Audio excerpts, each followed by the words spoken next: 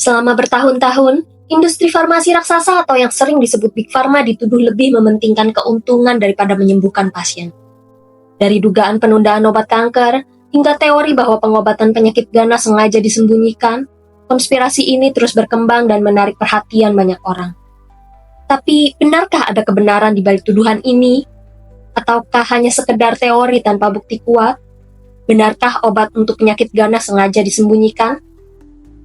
Hai penjajah waktu, selamat datang di Labirin Sejarah, tempat di mana masa lalu tidak pernah benar-benar berlalu.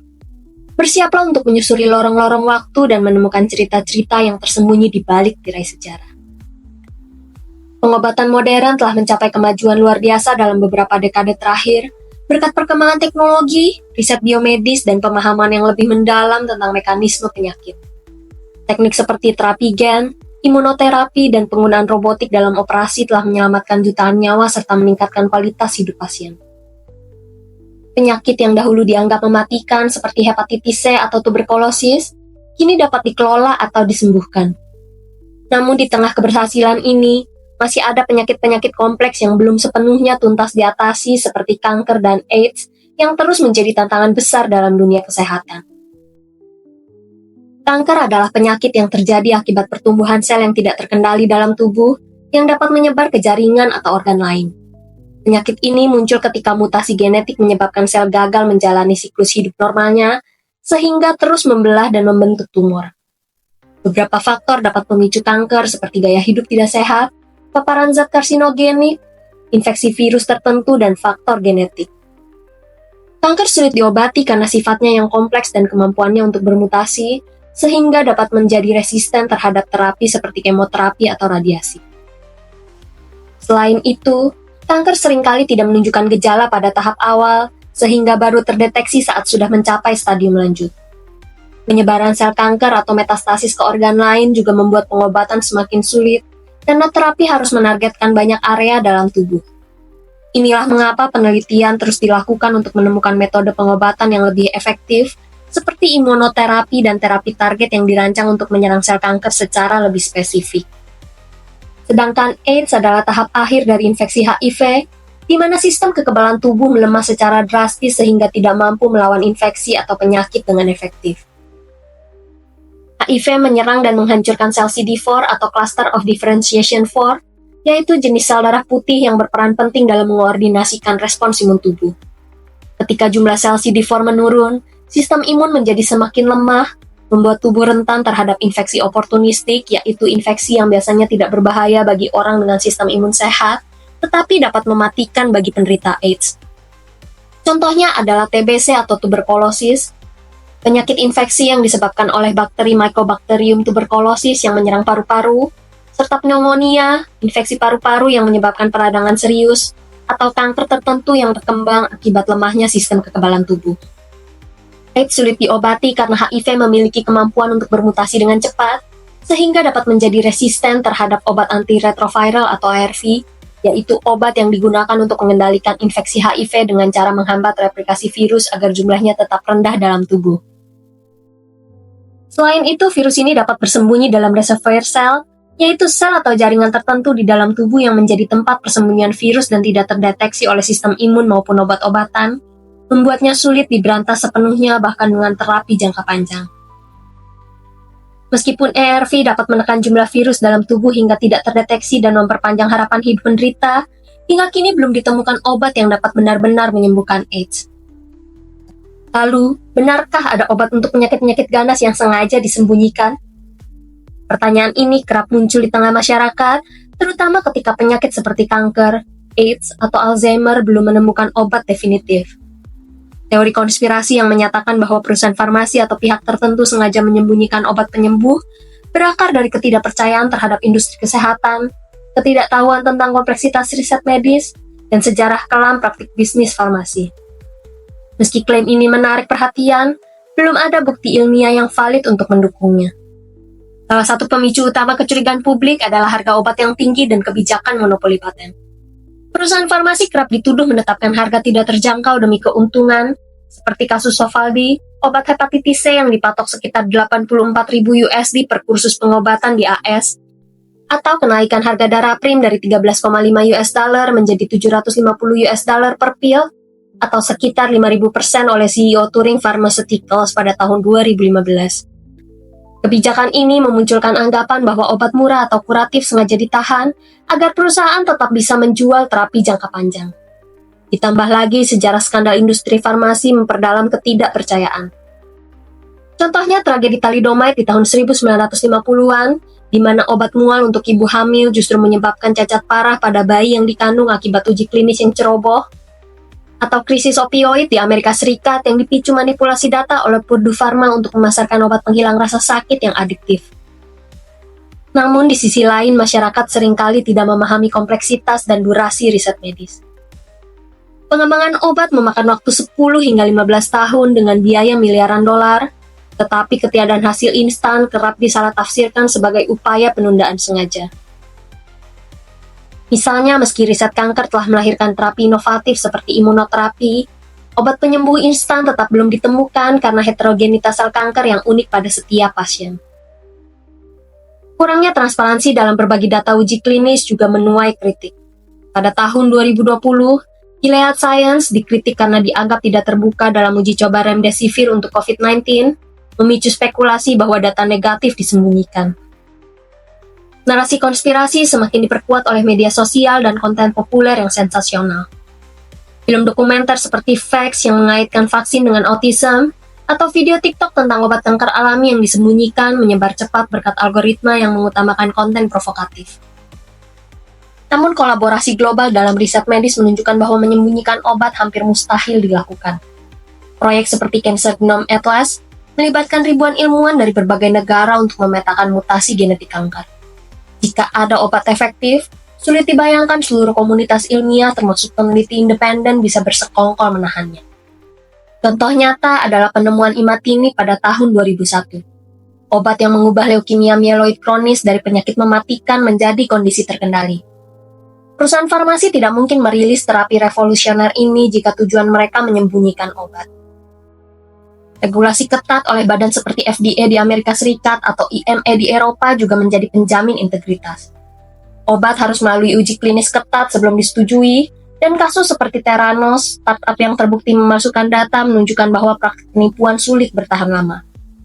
Selain itu, kesuksesan pengembangan vaksin COVID-19 dalam waktu kurang dari setahun membuktikan bahwa kolaborasi global dan pendanaan masif bisa menghasilkan terapi inovatif tanpa manipulasi. Meski teori ini kerap dianggap hiperbola, beberapa praktik industri farmasi memang menuai kritik. Misalnya, strategi memperpanjang hak paten dengan modifikasi kecil pada obat lama atau evergreening, dan penetapan harga obat yang tidak terjangkau.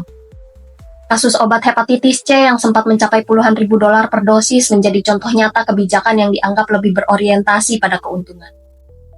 Namun, klaim bahwa perusahaan sengaja menyembunyikan obat kuratif kurang didukung bukti ilmiah. Peneliti independen dan lembaga akademis di seluruh dunia juga terlibat dalam riset penyakit-penyakit ini, dan belum ada temuan yang secara definitif membuktikan keberadaan obat tersembunyi. Lalu apa pengaruh Big Pharma terhadap kebijakan kesehatan global? Industri farmasi global tidak hanya menguasai pasar obat-obatan, tetapi juga berperan besar dalam membentuk kebijakan kesehatan di tingkat nasional maupun global. Pengaruh ini muncul dari lobi politik, pendanaan riset, kemitraan dengan organisasi internasional, serta kontrol atas hak paten obat. Pada tahun 2022, perusahaan farmasi di Amerika Serikat saja menghabiskan lebih dari 375 juta US dollar untuk lobi politik, termasuk upaya mempengaruhi regulasi harga obat dan kebijakan paten. Big Pharma juga terlibat dalam kemitraan dengan lembaga seperti Organisasi Kesehatan Dunia (WHO) atau Global Fund. Misalnya selama pandemi COVID-19, perusahaan seperti Moderna dan AstraZeneca bekerja sama dengan COVAX untuk mendistribusikan vaksin. Namun kritikus menilai kemitraan ini seringkali tidak seimbang. Selain itu, strategi seperti evergreening dan hak paten sering digunakan untuk mempertahankan dominasi pasar dan menghambat produksi obat generik yang lebih murah. Namun, tidak semua pengaruh Big Pharma bersifat negatif. Inovasi seperti vaksin mRNA COVID-19 atau terapi kanker imunoterapi telah menyelamatkan jutaan nyawa.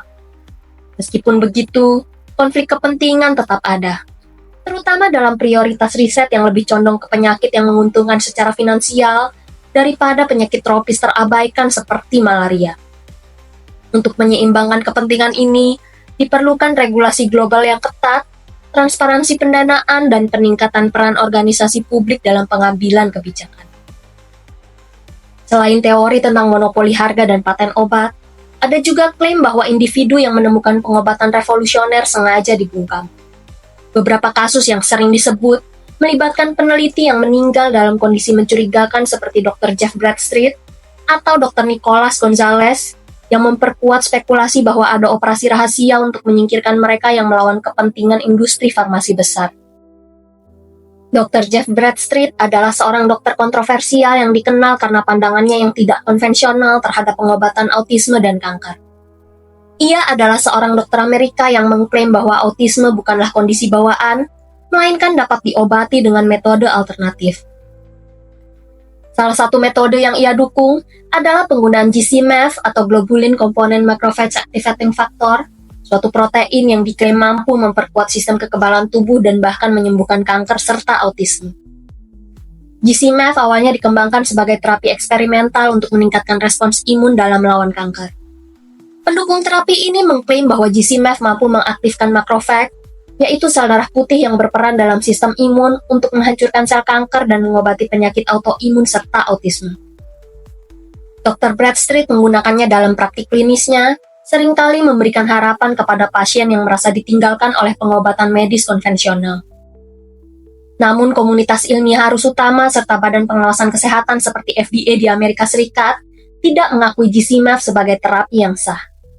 Mereka menyatakan bahwa tidak ada bukti ilmiah yang cukup kuat untuk mendukung klaim bahwa GC-MAF dapat menyembuhkan kanker atau autisme. Akibatnya praktik penggunaan GC-MAF oleh Dr. Bradstreet mendapat banyak kritik dan pengawasan ketat oleh otoritas kesehatan.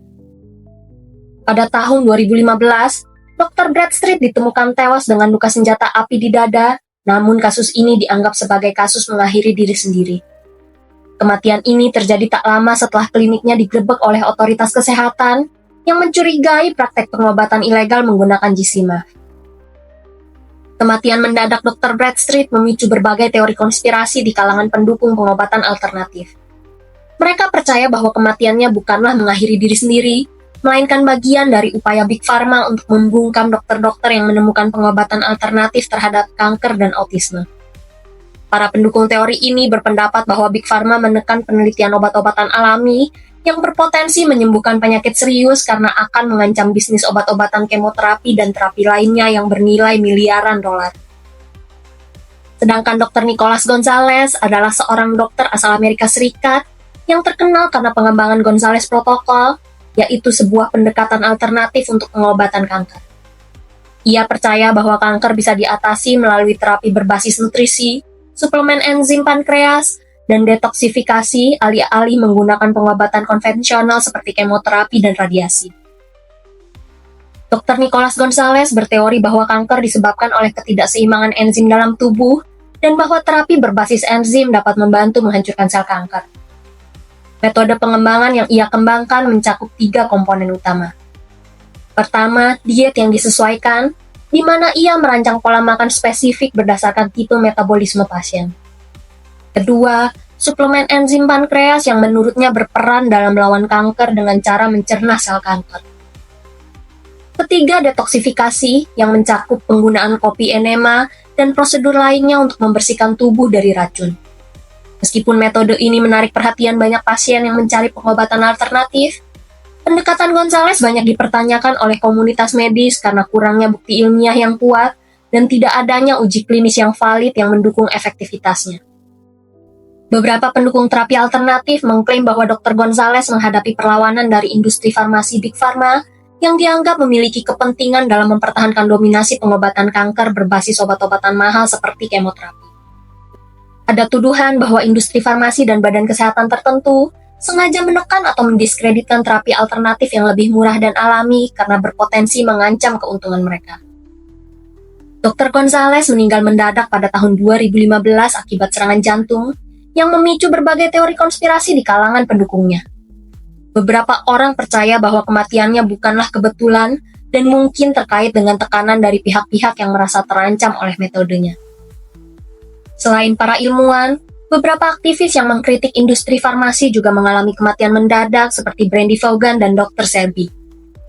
Brandy Vaughan adalah seorang aktivis kesehatan dan mantan karyawan perusahaan farmasi Merck yang kemudian menjadi salah satu tokoh terkemuka dalam gerakan anti-vaksin. Ia mulai vokal menentang vaksin setelah bekerja di Merck, khususnya setelah mengetahui lebih dalam tentang obat Vioxx, sebuah obat menghilang rasa sakit yang ditarik dari pasaran karena terkait dengan peningkatan resiko serangan jantung dan stroke.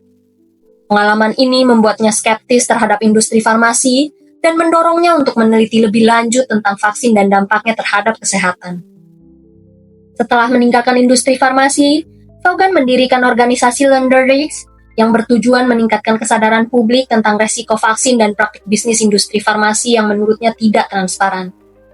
Ia percaya bahwa perusahaan farmasi seperti Big Pharma lebih berorientasi pada keuntungan dibandingkan kesehatan masyarakat, dan bahwa vaksin seringkali mengandung bahan berbahaya yang dapat menyebabkan efek samping serius. Vaughan secara aktif mengadvokasi kebebasan memilih dalam vaksinasi dan menentang undang-undang yang mewajibkan vaksin bagi anak-anak. Pada Desember 2020, Vaughan ditemukan meninggal di rumahnya pada usia 45 tahun. Sebelum kematiannya, ia sempat menyatakan keprihatinannya tentang keselamatannya, bahkan mengatakan bahwa jika ia ditemukan meninggal tiba-tiba, itu bukan karena mengakhiri hidup atau sebab alami. Hal ini memicu berbagai teori konspirasi di kalangan pendukungnya, yang meyakini bahwa ia mungkin telah dibungkam oleh pihak-pihak yang merasa terancam oleh aktivismenya. Namun, laporan resmi menyebutkan bahwa penyebab kematiannya adalah peradangan kantong empedu yang tidak menunjukkan adanya unsur kejahatan. Dr. Sebi yang bernama asli Alfredo Darrington Bowman adalah seorang herbalis dan praktisi pengobatan alternatif asal Honduras yang mengklaim telah menemukan metode alami untuk menyembuhkan berbagai penyakit kronis termasuk HIV/AIDS, kanker, diabetes, dan lupus. Ia mengembangkan pendekatan penyembuhan yang dikenal sebagai alkaline diet yang berfokus pada makanan berbasis tanaman dan herba untuk mengembalikan tubuh ke kondisi alkali yang menurutnya dapat menghilangkan penyakit dan menyingkirkan keasaman berlebih dalam tubuh. Dr. Sebi meyakini bahwa semua penyakit berasal dari akumulasi lendir dalam tubuh yang disebabkan oleh pola makan yang salah dan konsumsi makanan yang bersifat asam. Ia mengembangkan African Bio Mineral Balance, suatu program diet yang terdiri dari makanan alami dan herbal tertentu yang diklaim dapat membersihkan tubuh dari racun, mengembalikan keseimbangan pH, dan menyembuhkan penyakit secara alami. Dalam beberapa wawancara, ia bahkan mengklaim telah menyembuhkan pasien HIV/AIDS menggunakan metode ini, meskipun tidak ada bukti ilmiah yang mendukung klaim tersebut. Pada tahun 1988, ia menjadi sorotan setelah mengklaim di media bahwa ia dapat menyembuhkan HIV/AIDS. Hal ini menyebabkan pemerintah Amerika Serikat melalui New York Attorney General menuntutnya atas tuduhan praktik medis tanpa lisensi. Namun dalam persidangan, Dr. Sebi mengaku telah menghadirkan puluhan pasien yang mengklaim telah sembuh setelah menjalani terapinya. Ia akhirnya dibebaskan dari tuntutan karena pengadilan tidak dapat membuktikan bahwa ia melakukan malpraktek medis. Dr. Sebi menjadi figur yang kontroversial, terutama karena pandangannya yang menentang industri farmasi Big Pharma.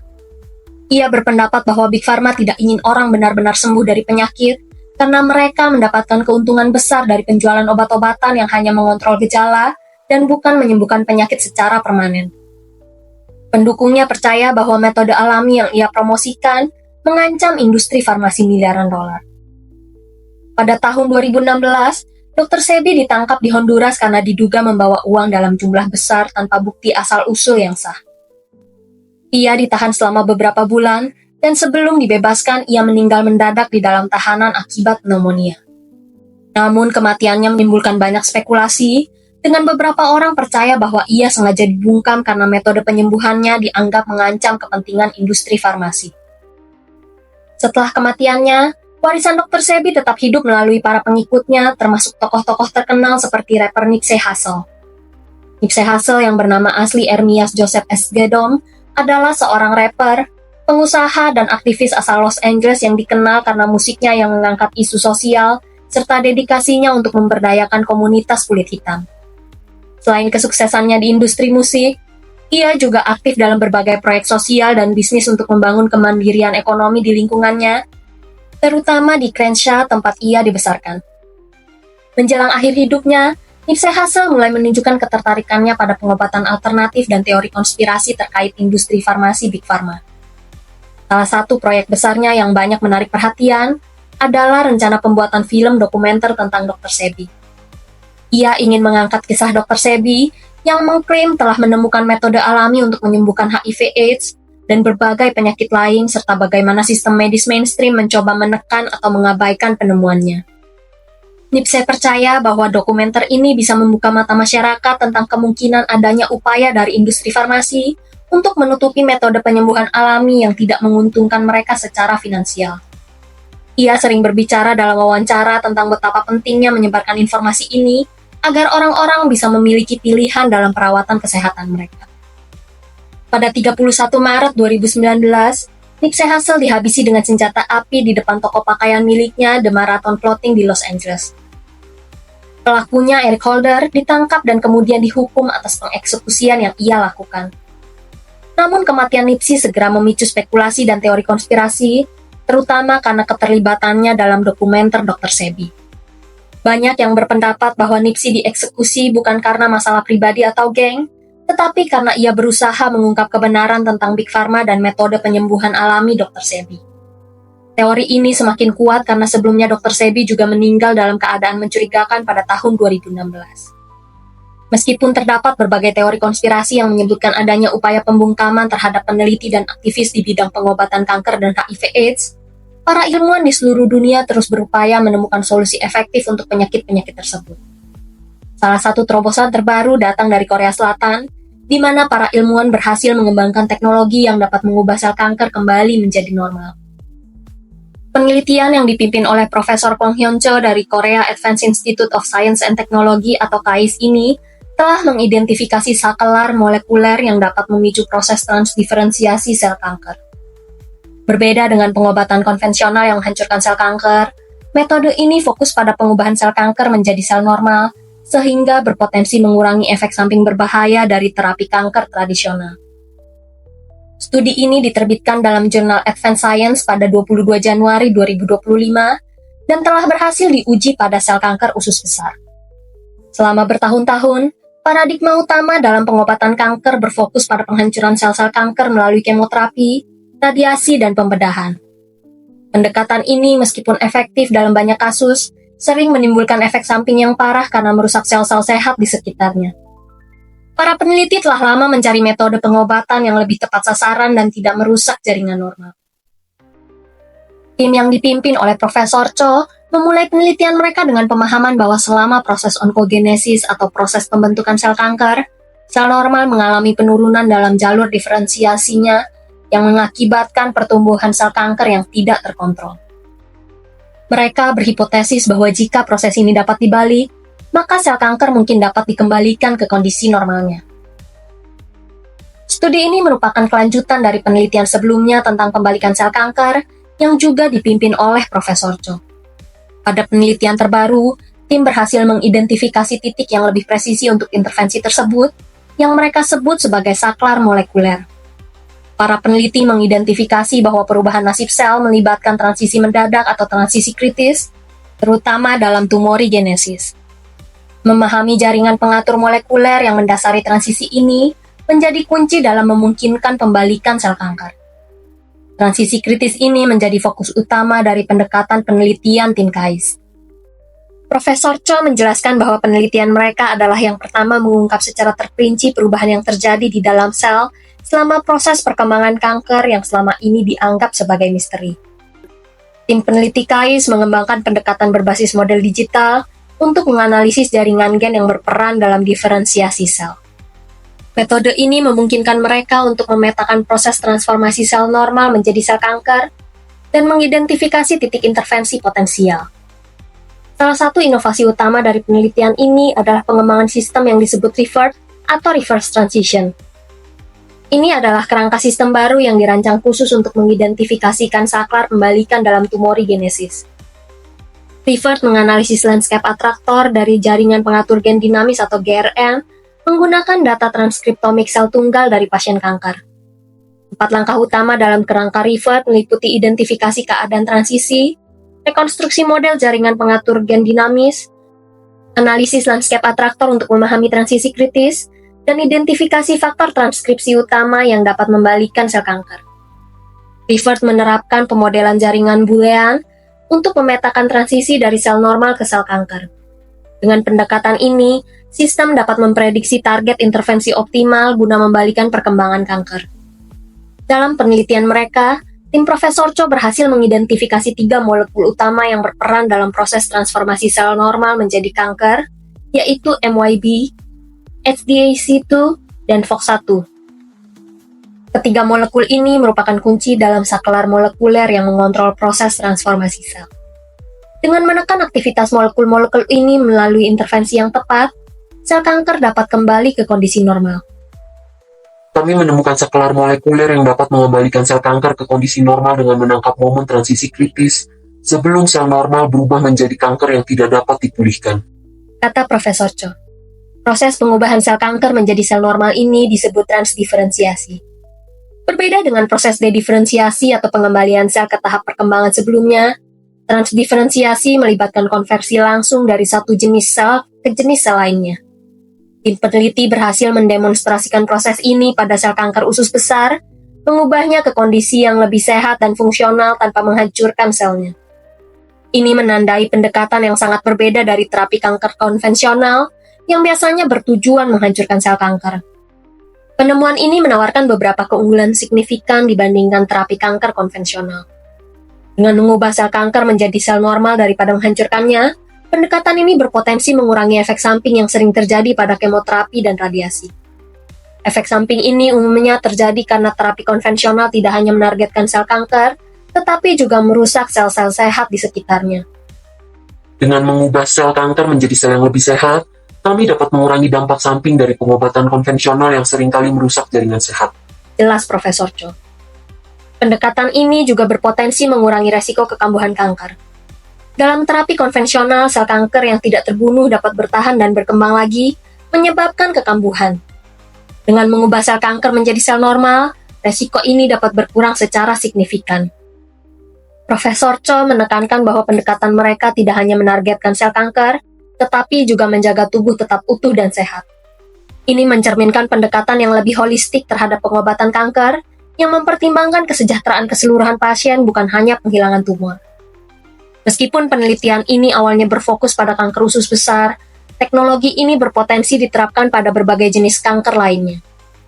Profesor Cho menyebutkan bahwa penemuan mereka dapat diterapkan pada kanker otak dan jenis kanker lainnya di masa depan.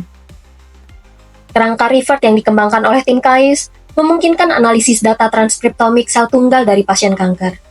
Ini membuka kemungkinan untuk pengembangan terapi kanker yang dipersonalisasi, disesuaikan dengan profil genetik spesifik dari tumor masing-masing pasien. Teknologi baru ini tidak harus menggantikan terapi konvensional sepenuhnya, tetapi dapat dikombinasikan dengan pendekatan yang ada untuk meningkatkan efektivitas pengobatan secara keseluruhan.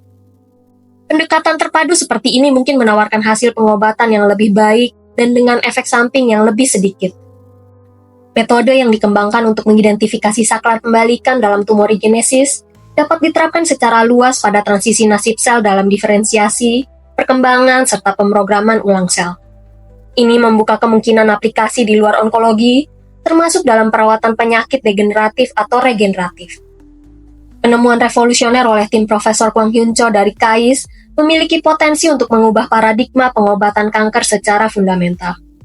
Dengan fokus pada pengubahan sel kanker menjadi sel normal daripada penghancurannya, pendekatan ini menawarkan harapan baru bagi pasien kanker di seluruh dunia. Meskipun teknologi ini masih dalam tahap penelitian lebih lanjut, temuan ini menandai langkah besar menuju pengobatan kanker yang lebih efisien dan lebih baik. Identifikasi saklar molekuler yang spesifik dan pengembangan sistem Rivert untuk menganalisis transisi sel membuka pintu bagi terapi kanker yang lebih presisi dan lebih aman di masa depan.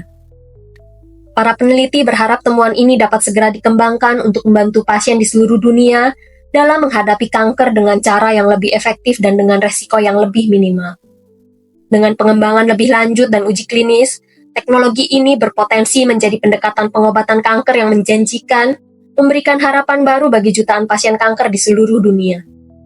Selain terapi Rivert yang dikembangkan oleh KAIS, Korea Selatan juga menorehkan pengakuan internasional lewat obat kanker paru-paru yang dikembangkan oleh Yuhan Corporation. Obat ini telah menjadi obat kanker buatan Korea pertama yang mendapatkan persetujuan dari Badan Pengawas Obat dan Makanan Amerika Serikat atau FDA. Obat bernama Rybrevant yang dikembangkan bersama dengan lazertinib telah terbukti mampu mengurangi resiko kematian sebesar 30% dibandingkan obat kanker yang sudah ada sebelumnya. Capaian ini sangat penting karena uji coba klinis global membuktikan bahwa kombinasi kedua obat tersebut mampu meningkatkan angka harapan hidup pasien kanker paru-paru sebesar 9 bulan. Fakta bahwa obat-obatan ini telah mendapatkan persetujuan di Korea sejak Januari 2021 dan mulai digunakan sebagai pengobatan lini pertama sejak Juni 2023 menunjukkan kemajuan yang signifikan dalam upaya mengatasi kanker. Meskipun narasi konspirasi tentang Big Pharma terus bergema, kita patut menaruh harapan pada kemajuan ilmiah yang legitimasi. Keberhasilan Yuhan Corporation dalam mendapatkan persetujuan FDA menunjukkan bahwa inovasi dalam pengobatan kanker masih mungkin menembus berbagai tantangan. Kita berharap bahwa pengobatan kanker yang sedang dikembangkan di Korea Selatan ini dapat terus berkembang tanpa hambatan dan gangguan dari kepentingan industri manapun termasuk apa yang disebut sebagai Big Pharma. Semoga keberhasilan ini membuka jalan bagi inovasi-inovasi lain yang berfokus pada kesembuhan pasien daripada keuntungan semata. Kemajuan ilmiah sejati adalah yang transparan, dapat diverifikasi dan diakui oleh komunitas ilmiah global. Dalam hal ini, terobosan pengobatan kanker dari Korea Selatan telah memenuhi kriteria tersebut, memberi harapan baru bagi pasien kanker di seluruh dunia. Mari kita dukung kemajuan ilmiah yang bertanggung jawab dan transparan, sambil tetap kritis terhadap praktik-praktik industri yang perlu diawasi demi kepentingan kesehatan masyarakat global. Sampai di ujung labirin kali ini. Tapi jangan khawatir, masih banyak lorong waktu yang menunggu untuk kita jelajahi bersama. Sampai jumpa di petualangan berikutnya penjelajah waktu.